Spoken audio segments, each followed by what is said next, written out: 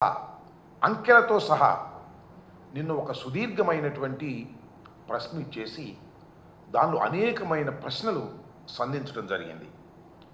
దానితో పాటు జగన్మోహన్ రెడ్డి గారు 5 సంవత్సరాల పాటు ముఖ్యమంత్రిగా ఉన్న సమయంలో ఆయన ఇచ్చినటువంటి వాగ్దానాలను ఏ విధంగా నెరవేర్చారు అనే విషయాలను కూడా కూలంకషంగా ప్రజలకు వివరించేటటువంటి ప్రయత్నం చేశారు. జగన్ గారు ఈ బడ్జెట్ మొత్తాన్ని పరిశీలించిన తర్వాత అనేక ప్రశ్నలు సంధించడం జరిగింది. కానీ ఆ ప్రశ్నలకు నిర్మాణాత్మకమైన సమాధానాన్ని కూటమి ప్రభుత్వంలో ఎవ్వరూ ముందుకొచ్చి సమాధానం చెప్పలేనటువంటి దుస్థితిలో వారు ఉన్నారని క్లియర్గా అర్థమవుతుంది. సూపర్ 6 అన్నారు, సూపర్ 7 అన్నారు. ఇవి కాక 143 హామీలు చంద్రబాబు నాయుడు గారు ఇచ్చారు ఎన్నికలకు ముందు. అధికారంలోకి వచ్చిన తర్వాత ఏ ఒక్క హామీని కూడా పూర్తిగా నెరవేర్చేటటువంటి దాఖలాలు లేవు. బడ్జెట్ను పరిశీలిస్తే అన్ని అరకొరగా ఇచ్చారు. కొన్నిటికి అసలు కేటాయింపులు కూడా ఇవ్వకోకుండా మేము సూపర్ 6ను అమలు చేయబోతున్నాం అనేటువంటి మాట మాట్లాడుతూ ఉన్నారు.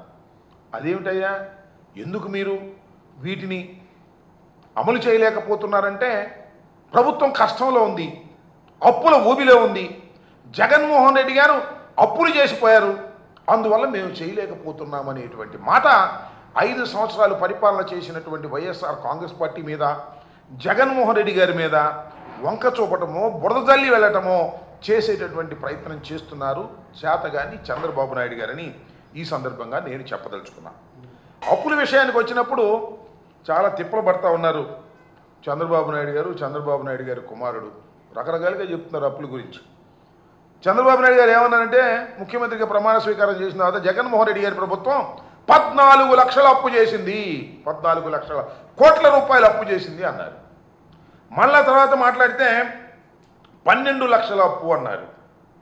తర్వాత గత సంవత్సరం 10 లక్షల కోట్లు అని గవర్నర్ చేత చెప్పించారు. చివరికి బడ్జెట్లో చూస్తే ఆయన ప్రవేశపెట్టినటువంటి బడ్జెట్లోనే కాగ్ లెక్కల ప్రకారం 6,46,000 కోట్లు మాత్రమే అని చెప్పారు. ఏంటో నాకు అర్థం కాల.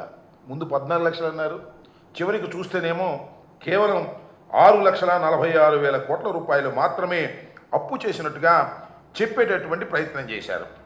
అంతేకాదు మొన్న ప్రవేశపెట్టినటువంటి బడ్జెట్ను ఒకసారి పరిశీలన చేస్తే ఎట్ ఏ గ్లాన్స్ అని మొత్తం ఒక రిపోర్ట్ ఉంటుంది. దానిలో అప్పులేంటి ఇవన్నీ కూడా వివరంగా ఉంటాయి. ఎట్ ఏ గ్లాన్స్ దానిలో అసలు ఆ పట్టిక లేకుండా తీశారు. అంటే ఇక్కడ నేను చెప్పదలుచుకున్నది ఏంటంటే మిస్ఇన్ఫర్మేషన్ రాష్ట్ర ప్రజలకు ఇచ్చి తప్పుకోవాలనేటువంటి ప్రయత్నం. ఏదో ఒక విధంగా జగన్మోహన్ రెడ్డి గారి మీద బురదల్లి తమ హామీలను ఎగ్గొట్టాలనేటువంటి ఒక కుట్రపూరితమైనటువంటి పద్ధతుల్లో ఇవాళ చంద్రబాబు నాయుడు గారి ప్రవర్తన చేస్తూ ఉన్నాడు.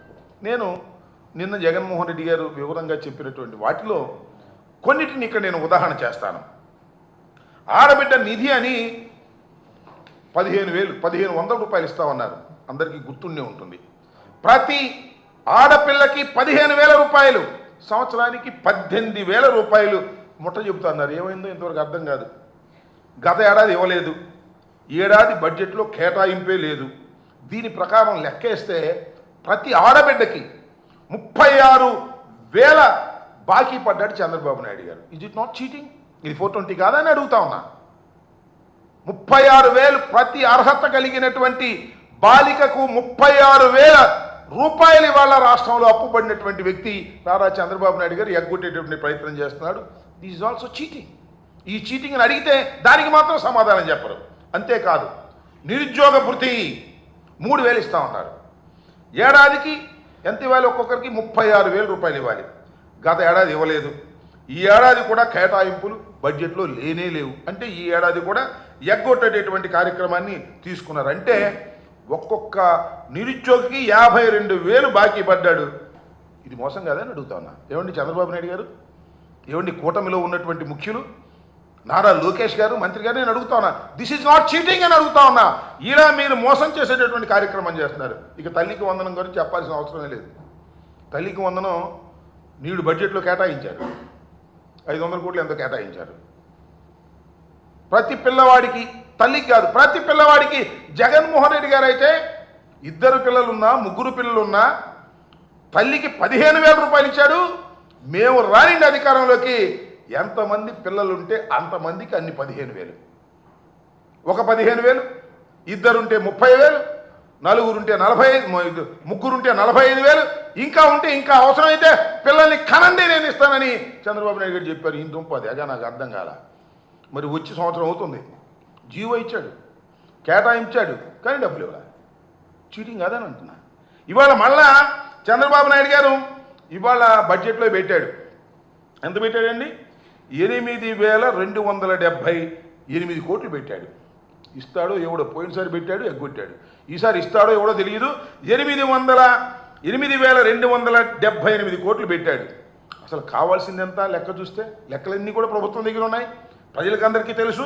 13,050 కోట్ల రూపాయలు ఇవ్వవలసినటువంటి అమ్మఒడికి, అదే వందనం, తల్లికి వందనం, వాళ్ళ పేరులో తల్లికి వందనానికి 8,278 కోట్లు పెట్టాడు. అవి కూడా ఇస్తాడో ఇవ్వడో తెలియదు. గత సంవత్సరం ఒక్కొక్కరికి పిల్లకి 15,000 రూపాయలు బాకీ పడ్డాడు. దీన్ని ఏమంటారు? మోసం అంటారా? గత సంవత్సరం మోసం చేశారు, ఈ సంవత్సరం కూడా మోసం చేయడానికి సిద్ధంగా ఉన్నారు. బడ్జెట్లో పెట్టారు కేటాయింపు, ఇస్తారో ఇవ్వరో తెలియదు. ఈ రకంగా మోసం చేసేటటువంటి పరిస్థితి. ఇంకా రైతుల సంగతికి వస్తే నేను మనవి చేస్తున్నా, అన్నదాత సుఖీభవ పేరు పెట్టాడు.